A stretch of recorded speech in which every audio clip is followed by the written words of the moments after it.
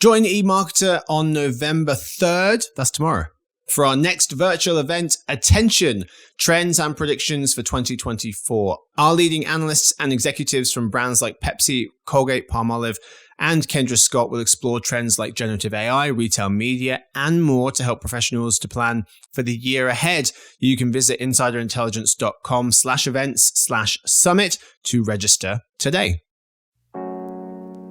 Even though I think the number of people that are dissatisfied with Google's core products grows every year, albeit from a low base, it's a thing that people fundamentally trust. And so I think that that's something that's going to be, very difficult to sort of untangle or unwind.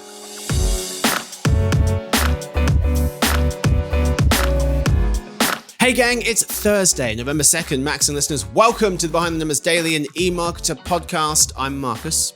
Today I'm joined by one of our senior analysts covering everything digital advertising and media. Based in Philadelphia is Max Wellens. Yo. Hey fella. Today's... Oh, no facts. Today it's the surprise question giveaway.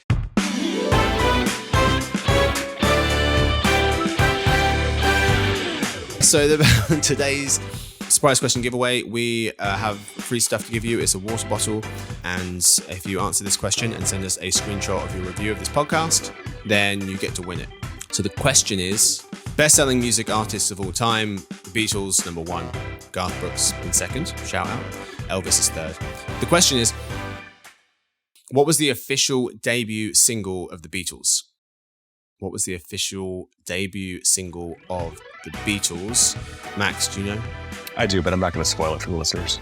You can say it and then B can bleep you out. Oh, I was bluffing. I actually don't know. Oh, okay. I have a guess. Unbelievable. Sham. Have a guess. Is it not She Loves You? No. Huh? No, it's not. So that's one song you guys can scratch from your list if you're thinking of that. It's not that one. Everybody. But you were saying, what's today?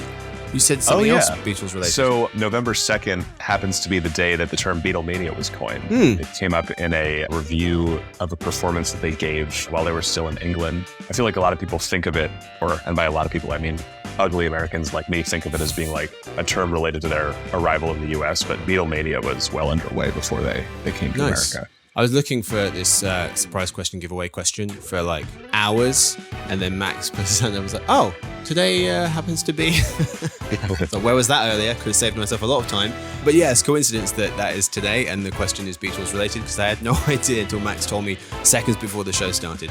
But that's the question. So if you know the answer to what was the official debut single of the Beatles, send your correct answer, plus a screenshot of your review of this podcast into podcast@emarketer.com, or you can DM us at Insider Intelligence, one word, on Instagram. Today's real topic: Google quietly easing itself into 4th gear.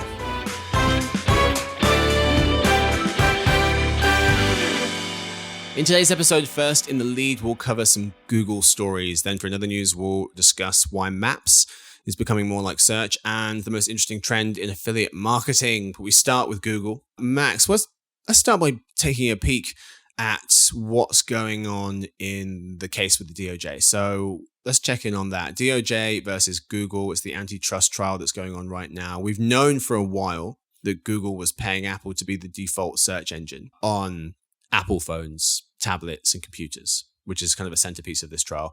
But the New York Times recently reported that the exact figure in 2021, at least, was $18 billion, $18 billion. The deal gives Google prime placement on Apple devices, but has also deterred Apple from investing in its own search capabilities, according to testimony from a former Google executive who now runs machine learning and AI at Apple. Max, what's your take now that we have an actual figure?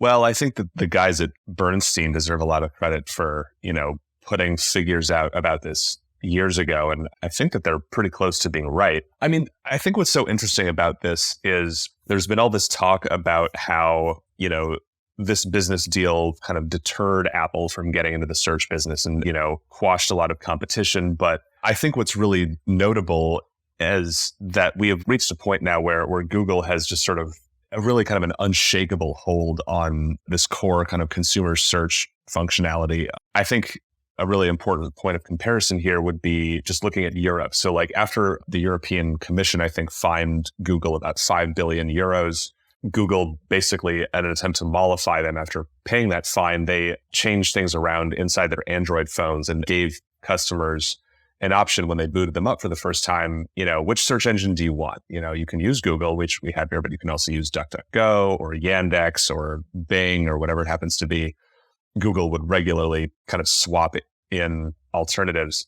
And this offering really didn't make much of a difference to their market share in Europe. They still have over 90% market share in Europe. It's, down from 97%, but it's still a stranglehold effectively. And so while, we know this number and it speaks to, how valuable Google seems to view this placement and this partnership, I do think we've kind of like broken past any point of consumers meaningfully changing what they decide to use when it comes to this kind of basic consumer search. As I'm sure we'll get into later, like there's lots of different kinds of searches that people do now. And so that's why you see things like Amazon and Walmart search revenues skyrocketing. But the reality is that Googling is still a verb and it's going to stay that way for the foreseeable future, I think. Right. It's just become so entrenched now. I mean, had they done that 10, 15, however many years ago, maybe people would have said, yeah, I'll give this other one a try. But the behavior is so entrenched, it almost seems like it's not even that fair to say, oh, well, we'll give people the chance now or the choice now because they're going to default to Google, a lot of people, because they've been using it for so long. It's what they know. Part of the case here is the DOJ saying, okay, well, if it's so easy for people to switch, which Google argues, why are you paying $18 billion a year in hopes that they won't? Which is kind of a centerpiece of their argument. Microsoft, they said in testimony that they've tried nearly every year to persuade Apple to switch to its search default to Bing, failed. DuckDuckGo saying it's nearly impossible for consumers to discover rival search engines because of Google's default agreements. Yeah, the folks calling this somewhat of a peace treaty between Google and Apple. You make us the default and we won't, take away any of our apps because it has a bunch of other apps which are really important, especially for people who have iPhones, Gmail, Maps, YouTube, things like that. Yeah, absolutely. I mean, I think it's just kind of gotten to the point where Google has effectively, created the ecosystem that they've spent, years building has, survived and thrived to the point now where people feel some hesitation to leave it. Inside of this ecosystem, this platform that they've built, there's, you have video, you have search, you have local business results, you have reviews, you have shopping. And, even though I think the number of people that are dissatisfied with Google's core products grows every year, albeit from a low base, it's a thing that people fundamentally trust. And so I think that that's something that's going to be, very difficult to sort of untangle or unwind if the goal here is really to sort of bring some level of, parity to the search market. So Google recently reported Q3 earnings. They said they made $60 billion from ads, $60 billion from ads. That's up nearly 10% year on year. Its search business grew 11%. That accounts for 75% of that overall ads business. Max, what was your biggest takeaway from Google's Q3 performance? Well, to me, it just signals how it touches on what we've been talking about already, which is just how kind of dominant and all powerful their search ads business is. I mean, it's just, I think it's kind of hilarious that, they beat the Wall Street estimates for revenue. They, had a bounce back year, albeit on weak comps, and investors dinged their stock because their cloud business failed to, hit. They missed their estimates by 2.6%, which I think is just kind of hilarious, especially because cloud is such a lumpy business relative to search advertising. And so, it's not surprising really at all that they couldn't. I mean, it's surprising a little bit, but it's not a shock that they ever so slightly missed this target that they've set out. And I think too, the bounce back in their search business amid all the competition they're facing, from things like Amazon or Walmart or, other search providers, Bing even, it speaks a little bit to, it's kind of like a corollary to something that, is sort of an axiom about advertising and marketing, which is just that like in times of turbulence, advertisers go to what works. And I guess you could say to a certain extent, the results that, Google laid out show that consumers do the same thing. They're not going to abandon the searches that they perform on YouTube or on Google. Yeah. Two things that jumped out to me. One, growth accelerating. 10% Google ad growth is the fastest it's grown in the last 5 quarters. And it's gotten faster and faster each of the last 4. So it's continued to get faster and faster. And then the second thing was net income nearly set a record, nearly reached $20 billion, grew over 40% year on year. You mentioned those weak comps, but still 20 billion is, just shy of the actual record. Max, today Google, you mentioned some of its competitors there. Today Google has a leading 27% share of the US digital ad pie. That's 14 points more. It's good enough for first, and 14 points more than Amazon, currently in third.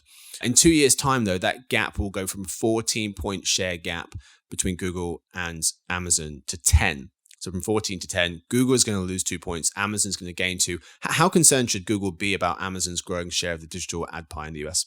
Well, probably quite concerned, but I also feel like there's not a whole lot they can do about it.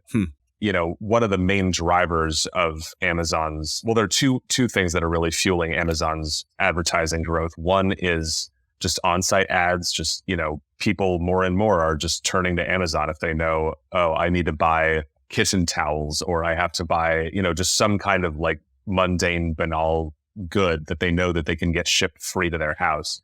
And so they just go to Amazon, and that gives them an opportunity to serve up a fresh batch of ads to people. And the other piece of it is just Amazon's expanding offsite ambitions, them turning ads on in Prime Video, for example, and the deals that they're forging with other folks to sort of allow their user data to be the sort of, spine for advertising across a whole bunch of different surfaces. And there's really nothing that Google can do about that. I mean, one of the things that's kind of powered Google's business above and beyond the primacy of their search engine is their user data. And Amazon's user data is, it's distinct from Google's, but it's in some ways kind of unparalleled because there's the variety of things that you can buy on there and consume, through their products is kind of unparalleled. And so there's not much that Google can do about this, really. Yeah, it's definitely something to watch because Amazon, it's been overtaking folks quietly, you can argue, for a while now. Amazon shot past Instagram in terms of share of the US ad pie back in 2020. This year, Amazon overtook standalone Facebook in terms of share of the US digital ad pie. Now, they're obviously combined into Meta, and Meta is still bigger than Amazon for now. But yeah, Amazon is really growing in terms of share, and in a couple of years, getting real close to Meta. And then you can obviously see if you just extrapolate that out on a similar path, it's starting to head closer and closer to Google. Let's talk about another part of Google's business, YouTube. That saw double-digit growth for the first time in 6 quarters, growing nearly 13%. What stands out to you about how YouTube is getting on? So I think that it's important to sort of, view the bounce back that they had with a pinch of salt in that, they are, as you point out, they've had kind of a rough go of things recently. So they're bouncing back against a kind of weakish comp. But I think the thing that really leapt out to me was I guess it was maybe just in the 10Q that they put out, Google acknowledged that the bounce back was driven more by brand advertising than by direct response advertising. And I think that can really be tied to just how much a part of people's big screen TV time YouTube has turned into. There's over 150 million households where people are watching YouTube on a big television every month. Mm-hmm. And that's just outstanding scale. And it also is really going to afford them a huge opportunity to sort of continue to court brand advertisers, even though, a lot of their business is driven by direct response. Like being able to attract brand dollars is huge for them. Yep. I also was struck by the absence of a new Shorts user growth number. They've been very keen to sort of talk about how many billions of people watch Shorts all the time, and they didn't offer a new number in this most recent quarter. They did offer a increased number of Shorts consumed, but that to me is not as notable because that's a knob that they can fiddle with a lot more easily than a user number. Yeah, 70 billion daily views, up from 50 billion at the start of the year. But to Max's point, it's not individual people. Final thing here, Max, staying on YouTube, they're making it easier to buy creators' products, according to our senior retail analyst, Zach Stambor. Zach recently wrote about 2 new features that aim to make it easier for creators to market products through videos on its platforms, as per TechCrunch. One, YouTube's rolling out a feature that lets creators make a shopping button appear at relevant points in their videos. Think about demonstrating a beauty product. YouTube's test in the US apparently drove folks who saw the timestamps to click on tagged products about twice as often. And the second thing here is YouTube is allowing creators to tag affiliate products in bulk across their video libraries based on products added to the video's description. How much do you think these move the social commerce needle for them? I would say it's kind of tough to say. I mean, YouTube has sort of taken stabs at things like this in the past, and partnering with companies like Spring. But I think part of the reason that they haven't really taken root in the past is that there wasn't necessarily a scaled population of creators looking to make money in this way. And now that's becoming increasingly more common, especially as you go further out on the long tail into the sort of micro and nano influencer part of the ecosystem. And so, as more and more of those people start looking for ways to sort of, monetize their followings more effectively, I think you could start to see this work out. But it's not a given to me that this is going to sort of, turbocharge their position in that market. Mm-hmm. All right, that's it for the lead. We skip the halftime report. We'll go straight to the second half of the show today. In other news, Google Maps is becoming more like search, and how affiliate marketing is stretching the funnel to find growth.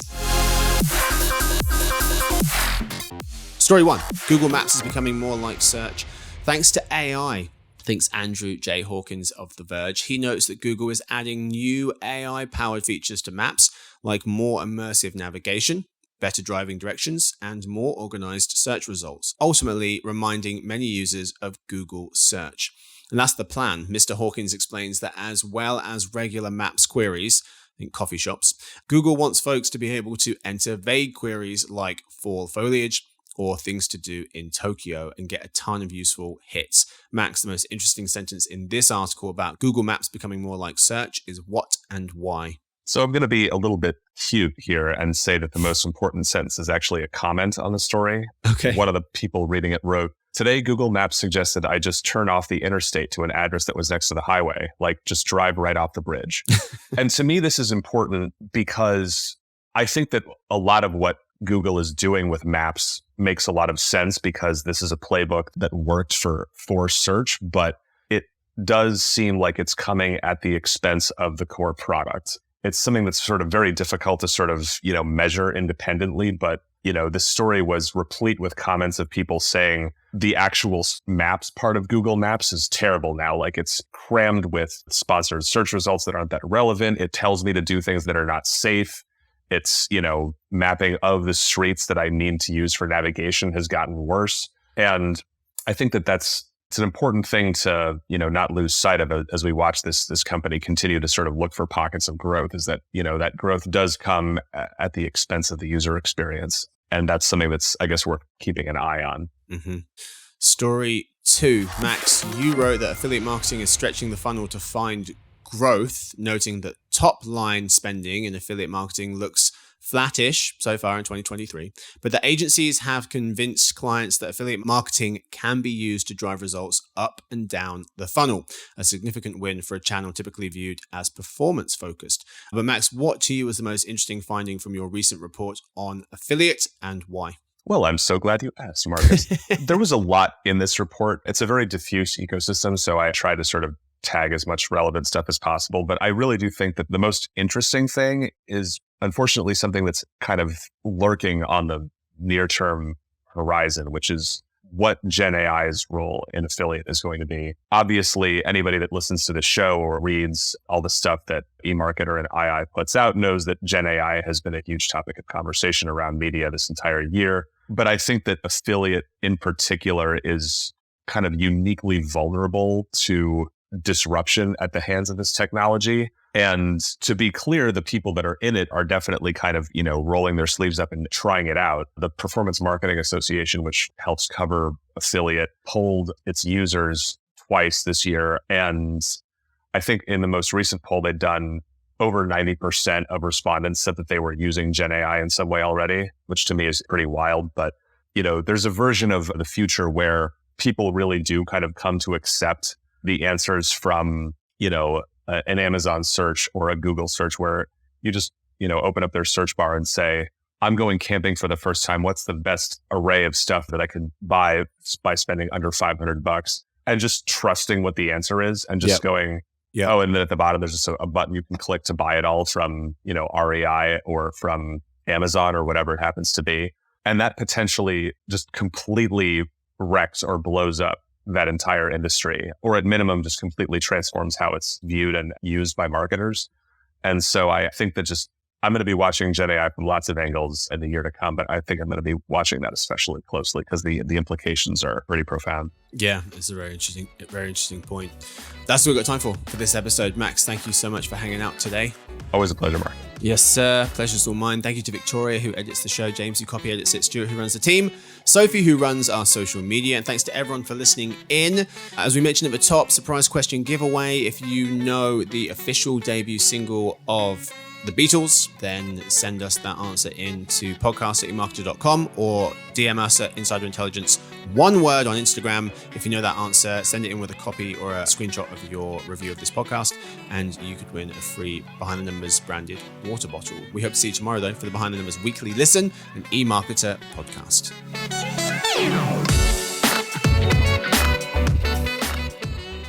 Dun, dun, dun, dun, dun, dun, dun, dun, dun. That's how the music goes. The theme song needs work. I feel like I nailed it, but okay.